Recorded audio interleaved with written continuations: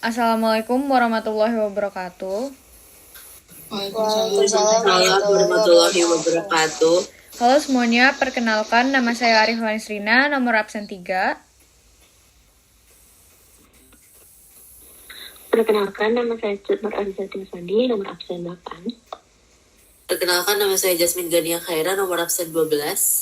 Perkenalkan, nama saya Kalisa, nomor absen 14. Perkenalkan, nama saya Kalisha Maranijan dari absen 15. Saya Zara Putri dari absen 24. Kami dari kelompok 2 akan mempresentasikan mengenai kedatangan sekutu serta perjuangan mempertahankan kemerdekaan Negara Kesatuan Republik Indonesia. Perjuangan mempertahankan kemerdekaan. Setelah Jepang menyerah kepada sekutu, AFNI atau Allied Forces Netherlands East Indies tiba di Indonesia pada 29 September 1945.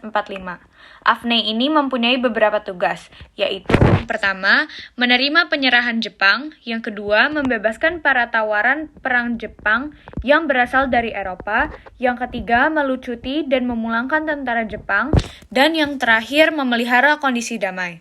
Kedatangan tersebut diikuti oleh NICA atau Netherlands Indies Civil Administration, yaitu otoritas resmi semi-militer di bawah sekutu yang bertugas mengendalikan pemerintah sipil di Hindia Belanda setelah Jepang menyerah tanpa syarat kepada sekutu. Beberapa tugas utama NICA yaitu yang pertama, mengambil alih kekuasaan Indonesia, dan yang kedua, mempersenjatai para tawanan yang dibebaskan. Upaya bangsa Indonesia mempertahankan kemerdekaan. Yang pertama ada pertempuran 10 November di Surabaya. Pertempuran di Surabaya ini dipicu oleh insiden perobekan bendera di Hotel Yamato dan adanya korban jiwa yaitu Malabi atau perwira Inggris. Pada 10 November 1945, sekutu memberikan ultimatum kepada rakyat Surabaya untuk menyerah dan memberikan persenjataan mereka kepada AFNI. Namun ultimatum tersebut diajukan oleh rakyat Surabaya dan mereka memilih bertempur untuk mempertahankan kemerdekaan Indonesia. Kolonel Sungkono dan Bung Tomo pun juga ikut andil dengan membakar semangat bertempur rakyat melalui radio perjuangan. Pada pertempuran ini, diperkirakan ada ribuan rakyat Surabaya yang gugur. Oleh karena itu, tanggal 10 November dijadikan sebagai Hari Pahlawan untuk mengenang jasa dan keberanian rakyat Surabaya pada kala itu. Dan yang kedua adalah pertempuran Ambarawa. Pertempuran Ambarawa berlangsung kurang lebih selama 2 bulan, yaitu pada 26 Oktober 1945 hingga 15 Desember 1945. Yang melatar belakangi pertempuran ini adalah keinginan sekutu untuk mengambil alih kota Ambarawa. Karena keinginan tersebut ditentang oleh Tentara Keamanan Rakyat atau TKR, akhirnya mereka memutuskan untuk melakukan perlawanan terhadap pasukan sekutu hingga mampu menahan beberapa tentara sekutu. Pertempuran tersebut terus berlanjut demi mengusir pasukan sekutu dari Ambarawa, hingga akhirnya pada tanggal 15 Desember 1945, Tentara Keamanan Rakyat berhasil memukul mundur pasukan sekutu hingga ke Semarang. Selanjutnya ada pertempuran Medan Area. Pertempuran Medan Area berlangsung dari 13 Oktober 1945 hingga April 1946. Latar belakang pertempuran ini adalah perampasan dan penginjakan rencana Merah Putih oleh pasukan sekutu. Pasukan sekutu mengeluarkan sebuah ultimatum kepada rakyat Medan untuk menyerah dan memberikan persenjataan mereka kepada sekutu. Namun, ultimatum tersebut tidak diperdulikan oleh rakyat Medan, sehingga sekutu melancarkan aksi militer pada tanggal 10 Desember 1945. Rakyat Medan pun tak tinggal diam. Mereka melakukan perlawanan kepada tentara sekutu. Rakyat Medan yang tergabung dalam Barisan Pemuda Indonesia dan Komando Resimen Laskar Rakyat mengalami beberapa kesulitan dalam pertempuran, sehingga mengharuskan mereka mundur ke arah Pematang Siantar. Pertempuran antara rakyat Medan dan sekutu terus berlanjut hingga 10 Desember 1946 setelah NICA mengajukan gencaran senjata. Yang keempat adalah Bandung Lautan Api. Peristiwa Bandung Lautan Api berlangsung pada 24 Maret 1946. Latar belakang terjadinya peristiwa ini adalah adanya ultimatum dari tentara sekutu yang memerintahkan pengosongan kota Bandung pada 24 November 1945. Tentara Keamanan Rakyat atau TKR menolak ultimatum tersebut dan bersiap untuk melakukan perlawanan di kawasan Bandung Utara. Ahan Nasution sebagai pemimpin pasukan tentara dengan Sultan Syahrir selaku Perdana Menteri saat itu berunding tentang rencana opsi perlawanan rakyat Bandung. Dan hasil akhirnya adalah Sultan Syahrir menolak opsi perlawanan dan memerintahkan tentara dan rakyat Bandung untuk mengungsi ke arah Bandung Selatan pada 24 Maret 1946. Namun, sebelum melakukan pengosongan kota, tentara dan rakyat Bandung melakukan pembakaran gedung-gedung penting agar tidak dapat digunakan oleh tentara sekutu, atau peristiwa ini disebut dengan Bandung Lautan Api. Perjuangan mempertahankan kemerdekaan melalui strategi diplomasi. Adanya dukungan terhadap kemerdekaan dan kedaulatan Indonesia mengalir dari negara-negara sahabat, yaitu Australia, India, dan Liga Arab, sehingga terbentuklah Komisi Tiga Negara atau KTN. Yang pertama ada perundingan Philip Christison. Perundingan Philip Christison adalah perundingan yang digagas oleh Philip Christison, yaitu Panglima Perang Allied Forces Netherlands East Indies atau ANVE. Perjanjian antara Belanda dan Indonesia ini dilaksanakan pada bulan Februari 1946 hingga Maret 1946 dengan Indonesia yang diwakili oleh Sultan Syahrir dan Belanda diwakili oleh H.J. Van Mook. Dalam perundingan tersebut dibahas tentang bentuk negara dan daftar wilayah yang dapat dimasukkan ke dalam negara Indonesia. Namun perundingan tersebut tidak menghasilkan hasil yang konkret. Hal itu disebabkan oleh kurangnya persiapan dari pihak Indonesia maupun Belanda. Selanjutnya, perundingan 2 atau perundingan Hooge-Veluwe. Perundingan Hooge-Veluwe merupakan perundingan antara Indonesia dengan Belanda yang berlangsung pada 14 April tahun 1946 hingga 24 April 1946 di Hooge-Veluwe di Belanda. Ulang dong bentar ya.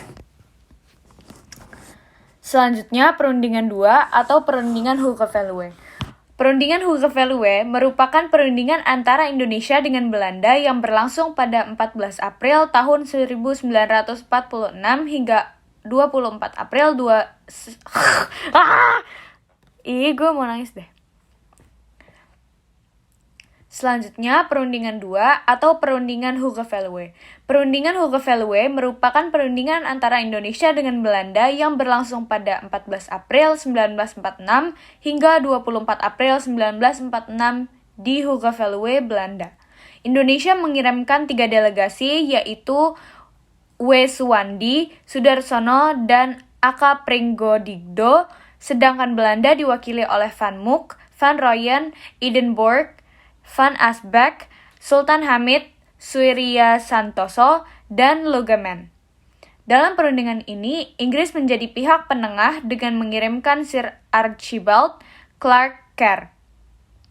Perundingan ini digelar untuk membahas status kenegaraan, kemerdekaan, dan wilayah Indonesia. Sayangnya, perundingan ini tidak menghasilkan apa-apa. Yang ketiga ada perundingan Linggarjati. Perundingan Linggarjati dilaksanakan pada 11 November 1946 hingga 13 November 1946 di Desa Linggarjati, Cilimus, Kuningan, Jawa Barat. Dalam perundingan ini, Indonesia diwakili oleh Sultan Syahrir, A.K. Ghani, Susanto Tirtoprojo, dan Muhammad Roem. Sedangkan Belanda diwakili oleh Willem Schermerhorn, Max von Paul, Van Mook, dan F. de Boer. Inggris selaku mediator diwakili oleh Lord Killearn. Adapun hasil dari perundingan Linggarjati yaitu pengakuan Belanda secara de facto atas negara Republik Indonesia yang meliputi Sumatera, Jawa, dan Madura. Republik Indonesia dan Belanda akan bekerja sama membentuk negara Indonesia Serikat. Salah satu bagiannya adalah Republik Indonesia. Republik Indonesia Serikat dan Belanda akan membentuk Uni Indonesia Belanda dengan Ratu Belanda sebagai ketuanya. Yang keempat, perundingan Renville. Perundingan Renville dilaksanakan pada tahun 1948 dan dinyatakan sebagai salah satu peristiwa sejarah mempertahankan kemerdekaan Indonesia.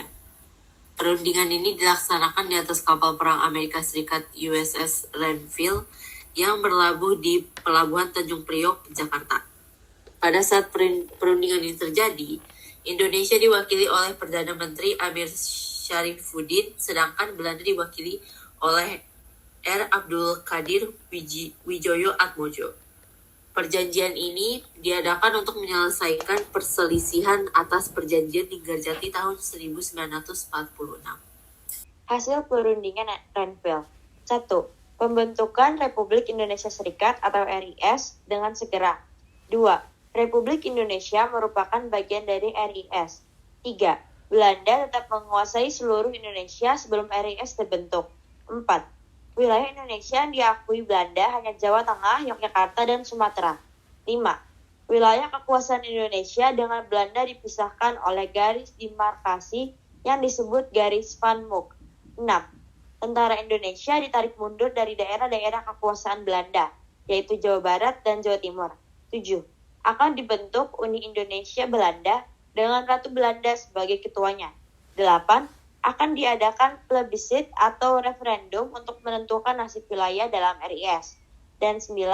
Akan diadakan pemilihan umum untuk membentuk Dewan Konstituante RI. Yang kelima adalah perundingan Royan-Royan. Perundingan Royan-Royan merupakan perjanjian yang dibuat sebagai usaha lanjutan untuk mempersatukan atau mendamaikan dua pihak yang sedang berperang, yakni Indonesia dan juga Belanda.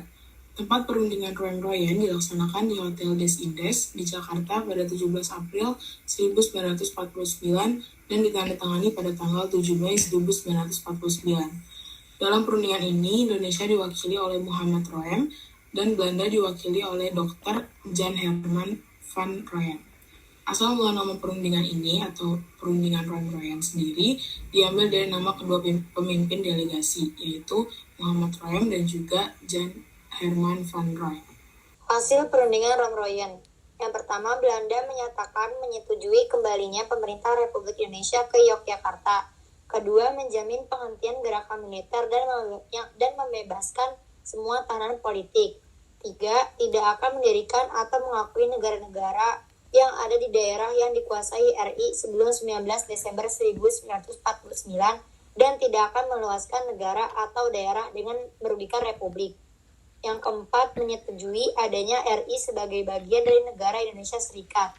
Yang kelima, berusaha dengan sesungguh-sungguhnya supaya KMB segera diadakan sesudah pemerintah Republik kembali ke Yogyakarta. Indonesia menyatakan pertama, mengeluarkan pemerintah kepada pengikut Republik yang bersenjata untuk menghentikan perang gerilya. Yang kedua, bekerja sama dalam hal mengembalikan perdamaian dan menjaga ketertiban dan keamanan. Perundingan 6 atau Perundingan Konferensi Meja Bundar. Konferensi Meja Bundar atau yang biasa disebut KMB ini merupakan perundingan yang terjadi pada tanggal 23 Agustus 1949 hingga 2 November 1949 di kota Den Haag, Belanda. Latar belakang dilakukannya perundingan ini sama seperti perundingan yang sebelumnya, yaitu untuk mengakhiri perselisihan antara Indonesia dengan Belanda. Adapun Indonesia mengirimkan delegasinya ke KMB, yaitu Dr. Andes Muhammad Hatta, Muhammad Roem, Profesor Dr. Supomo, Dr. J. Leimena, Ali Sastro Amijojo, Suyono Hadinoto, Dr. Sumitro Joyo Hadikusumo, Aka Pringgodigdo, dan TB Simatupang, sedangkan Belanda diwakili oleh J. H. van Marseven. Yang terakhir ada hasil perundingan KMB. Yang pertama, Indonesia akan mengembalikan semua milik Belanda dan membayar utang-utang Hindia Belanda sebelum tahun 1949. Yang kedua, Belanda menyerahkan kedaulatan kepada Republik Indonesia Serikat pada akhir Desember 1949. Yang ketiga, masalah Irian Barat akan dibahas 1 tahun kemudian. Dan yang terakhir, akan dibentuk Uni Indonesia Belanda. Di dalam uni itu, Indonesia dan Belanda akan bekerja sama. Kedudukan Indonesia dan Belanda sederajat. Sekian dari kelompok kami. Wassalamualaikum warahmatullahi wabarakatuh. Waalaikumsalam Waalaikumsalam warahmatullahi wabarakatuh.